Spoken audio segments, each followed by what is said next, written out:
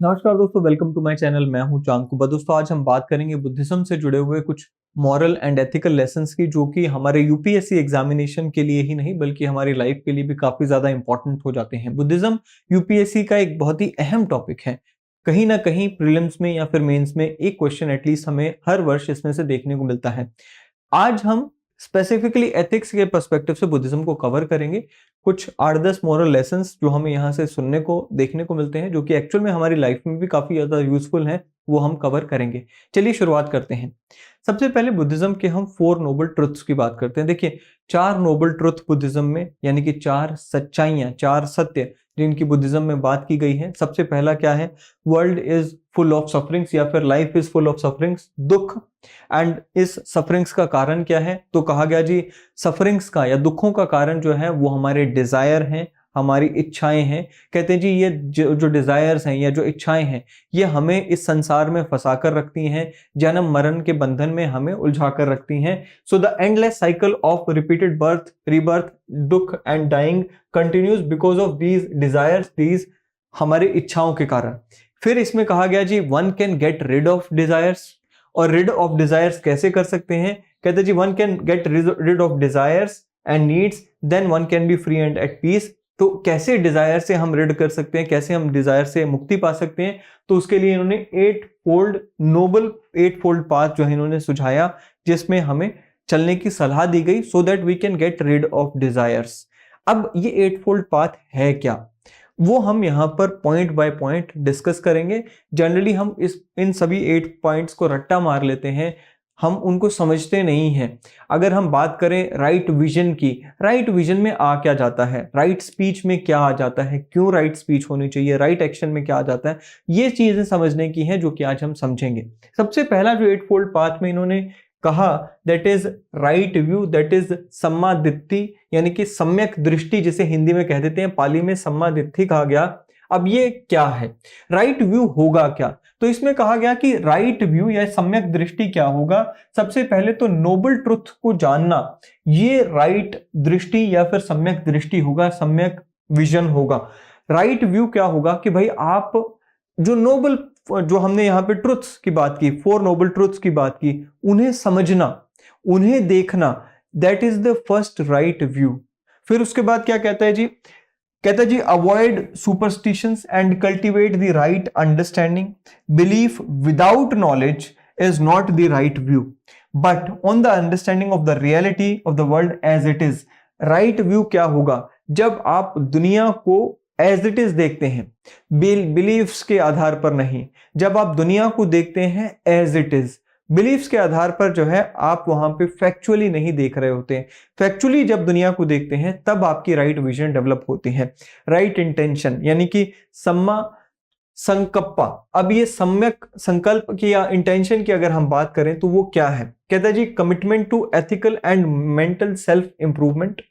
Buddha describes 3 type of right intention, जिसमें intention of renunciation हो गया, नॉन इलविल हो गया, इंटेंशन ऑफ नॉन क्रुएलिटी हो गया। तो राइट इंटेंशन में क्या हो गया? सबसे पहले तो रिनंसिएशन की इंटेंशन को राइट इंटेंशन कहा गया है। नॉन इलविल, यानी कि किसी का बुरा ना करना, उसकी इंटेंशन को राइट इंटेंशन कहा गया है। इंटेंशन ऑफ नॉन क्रुएलिटी, किसी को नुकसान ना पहुंचाना, क्रूअल ना होना, उसको यहां पे राइट इंटेंशन कहा गया है। कहता है जी, मेंटल एनर्जी होती है इंटेंशन, जो कि हमारे एक्शंस को कंट्रोल करती है। सो इंटेंशन से जुड़े हुए एक्शन, एंड ये चीज तो हम लॉ में भी रिकॉग्नाइज करते हैं ना। तो ये सारी चीज को यहाँ पर इन्होंने इंटेंशन का यहाँ पे नाम दिया, एंड राइट इंटेंशन का इन्होंने आह्वान किया। राइट स्पीच, यानी कि सम्मा वाच। अब ये क्या है? कहते जी, Buddha emphasized speaking truthfully, beneficially and at the right time. सबसे पहले तो सच बोलना है, जिससे सबका फायदा हो, ऐसे बोलना है, और सही समय पर बोलना है। यहां पर ज्यादा बोलने पे भी बुद्धा का कंट्रोल करने का सलाह दी गई है। It involves abstaining from lying, divisive speech, harsh speech, senseless speech. So क्या नहीं बोलना है, क्या बोलना है, दोनों बताया गया है। झूठ नहीं बोलना है। डिवाइसिव स्पीच, यानी कि जो सोसाइटी को बांटे, लोगों को बांटे, वो नहीं करना है। हार्श स्पीच, कड़वे शब्द नहीं बोलने हैं। सेंसलेस, जिसका कोई मतलब नहीं बनता है, वैसी बातें नहीं बोलनी है। अब बात करते हैं राइट एक्शन। सम्यक कमंता। सो सम्यक कर्म की यहां पे बात की गई है। क्या कहा गया है? Right action involves ethical conduct through physical actions. देखिए फिजिकल एक्शंस की बात की जा रही है, कैसे एक्शन से बचना है, सबसे पहले तो वही बताया गया है। किसी को हार्म नहीं करना है, harming living beings, stealing, sexual misconduct, ये एक्शंस नहीं लेने हैं।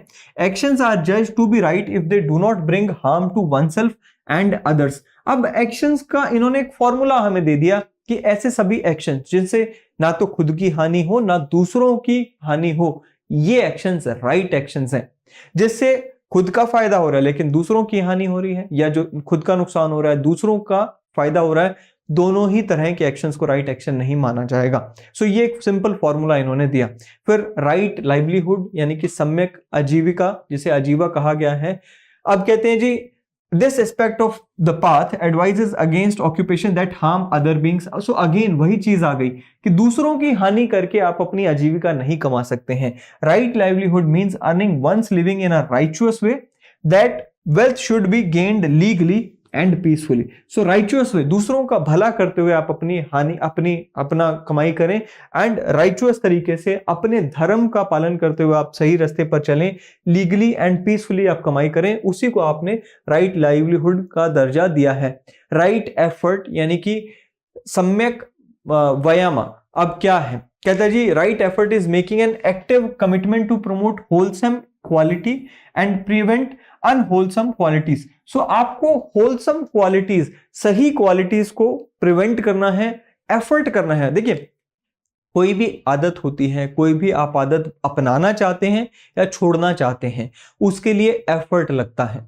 कॉन्शियसली आपको बार बार सोचना पड़ता है। For example if you want to think positive always, तो आपको कॉन्शियसली अपने माइंड के ऊपर काम करना पड़ता है। If you want to let's say want to live in the present moment, आपका माइंड बार बार इधर उधर स्लिप करता है ना? तो इस चीज में आपको बार बार अपने आप को एफर्ट्स डालने पड़ते हैं, एफर्ट्स डालकर अपने आप को सही रास्ते पर लेकर आना पड़ता है। सो कहते हैं जी होलसम क्वालिटी को प्रमोट करने वाले एक्टिव कमिटमेंट आपको दिखानी होगी एंड आपको एफर्ट्स डालने होंगे। This includes effort to prevent the arising of unwholesome states, to abandon already arisen unwholesome state, to arouse wholesome states that have not yet arisen, and to maintain perfect wholesome states already arisen. So wholesome state का इन्होंने बार बार जिक्र किया है, उसे unwholesome को खत्म करना, wholesome को बनाना, उसे मेंटेन करना, उसको आगे बढ़ाना, उसकी इन्होंने बात की है। राइट माइंडफुलनेस समक सती।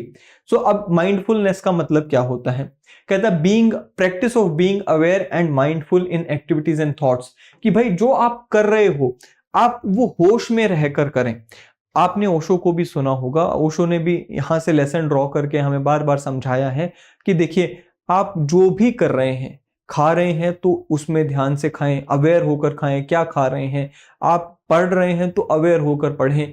आप इवन उन्होंने तो ये तक कहा है कि even if you are fighting, आप अवेयर होकर पढ़ें। अगर आप लड़ें, और कहते हैं अगर आप गुस्सा भी कर रहे हैं एंड गुस्से में अगर आप अवेयर हो गए तो आप आगे से शायद गुस्सा ही नहीं करेंगे, क्योंकि आपको आपकी बैड साइड समझ आ जाएगी एंड आपको समझ आ जाएगा कि गुस्सा is not something which is good for you.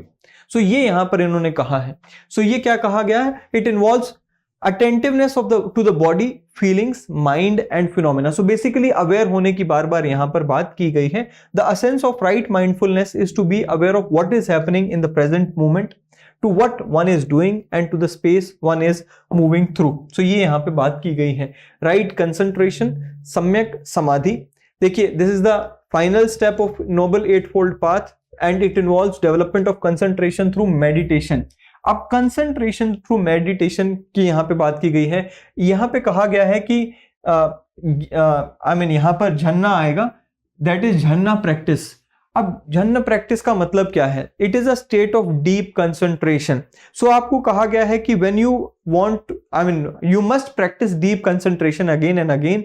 जब आप डीप कंसंट्रेशन करते हैं, कंसंट्रेशन के थ्रू होता क्या है? कहता है the mind is freed from distractions and is able to see things as they truly are, leading to wisdom. So जब आप प्रैक्टिस करते हैं कंसंट्रेशन की, जब आप मेडिटेशन करते हैं, आप डीप स्टेट ऑफ मेडिटेशन की प्रैक्टिस करते हैं, तो माइंड में क्लैरिटी आ जाती है, डिस्ट्रैक्शंस खत्म हो जाती हैं and mind is able to focus on what the true reality is. ये 8 फोल्ड पाथ यहां पर इन्होंने हमें सजेस्ट किए।